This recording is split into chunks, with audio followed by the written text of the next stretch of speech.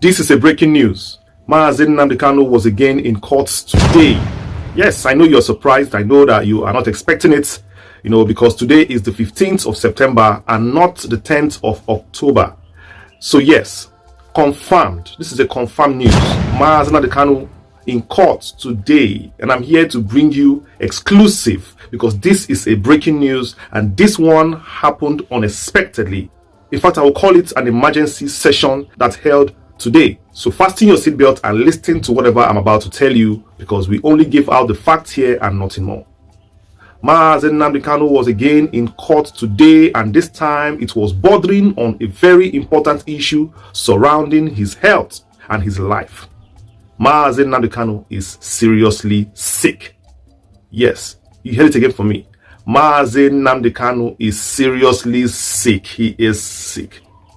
And his lawyers applied to the court to grant him leave to go and give care to his health in Abuja hospital. They are asking for a release so that he can pay attention to his deteriorating health.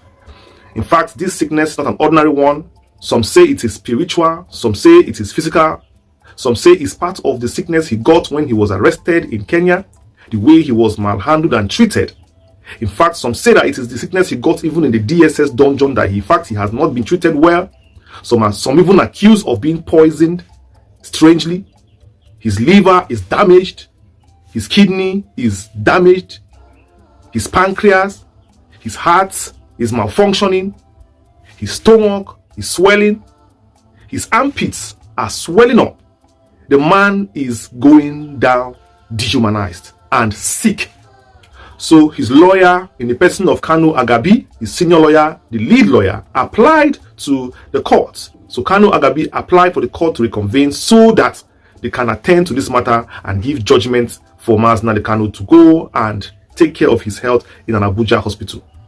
So I'm here to give you exactly what happened in the court and how it went, and if actually he was granted leave or not, or how the court generally went for this court day.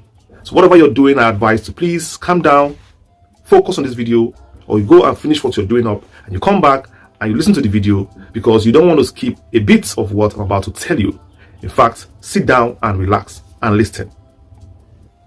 Justice Musa Liman of the Federal High Court in Abuja on Monday sent back to the Chief Judge a motion filed by Mazi Nnamdi Kanu, leader of the proscribed indigenous people of Biafra, for reassignment. Reports that Kanu, in the motion ex parte, is seeking an order of the court transferring him to Abuja National Hospital for urgent medical attention. Justice Liman, in a short ruling, made the order transferring the case file back to the Chief Justice, following an application by Kanu's counsel, Uchenna Njoku, SAN, considering the fact that the annual vacation of the court will be ending today.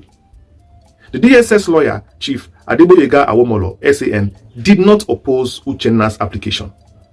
Earlier, upon resumed hearing in the case, the judge hinted that there was no time anymore for the vacation court to decide Kanu's motion. He said no fewer than 30 cases were listed for the day's proceedings by the registrar, and since the court will be unable to take all, the cases were pruned down to 6. The judge said, in line with Section 46, Section 8 of the FHC rules, any case that could not be completed within the vacation period would have to be sent back to the CJ for reassessment and reassignment. He said that although Kanu's motion was an urgent one in view of health grounds, it had been filed late. Responding, Awomolo said that in case management, the court had the overriding decision on which case to hear and which case not to hear. Your Lordship cannot perform magic, he said. Njoku said that the application dated 1st September was filed on the same day. He said, I have been served a few minutes ago with the counter affidavit of the complainant/respondent from DSS. My lord, I haven't read it, the lawyer said. He then sought the leave of court to confer with Chief Awomolo.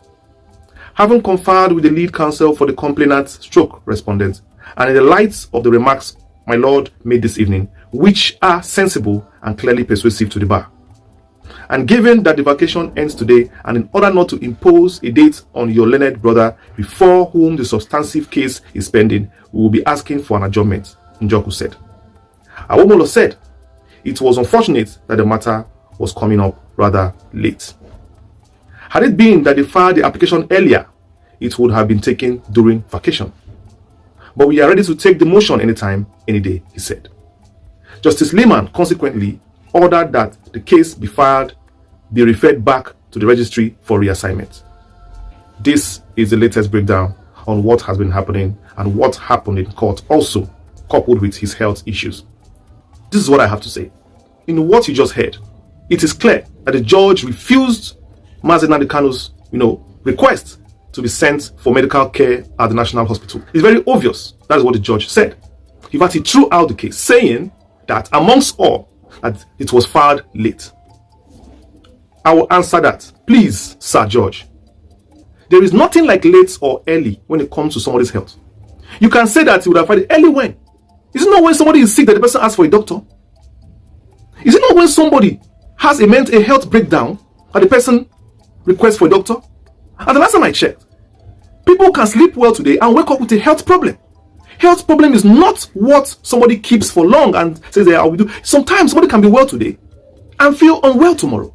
This is not a case of saying they should have filed it early. It's when Nnamdi Kanu was sick, felt bad, or broken down. That was the moment he felt it was important for him to do that surgery, for him to see a doctor. That doesn't make sense to me. It doesn't make sense. There's nothing like he filed it late. The lawyers filed it late. Perhaps no. Sickness can happen to anybody anytime. Whenever it's time to give a key judgment that will favor him in one way or the other, judges shy away. This is a recurring pattern that's happened in Binta Nyako's court. It's happened in Justice Omotosho. It's now happening in Justice Lehman. Whenever any major judgment or request is made by Mazi Nnamdi Kanu that will aid him in any way or the other, either his life, his freedom, or his health, the judges shy away and pass the buck to another judge. This has been happening, and it looks like it's systematic to frustrate this young man from getting justice in Nigerian court. So when people say that there is problem in Nigerian court, and there's an issue there are interferences there, and there's corruption in Nigeria's court, people are not, there is no lie in it. There is no lie in it. No lie in it.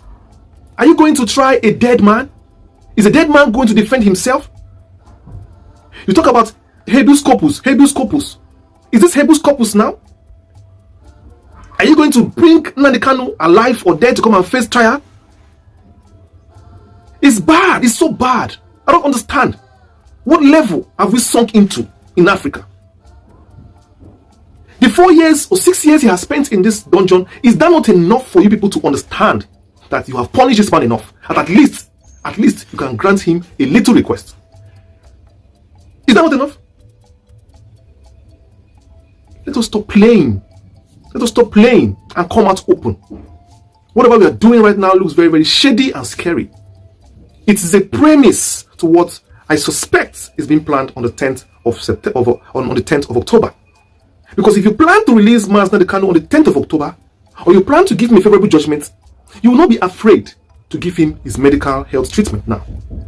It looks that all this is still systematically planned to frustrate this man until he dies in the cell. The plan is to cripple this man until he perishes in the cell.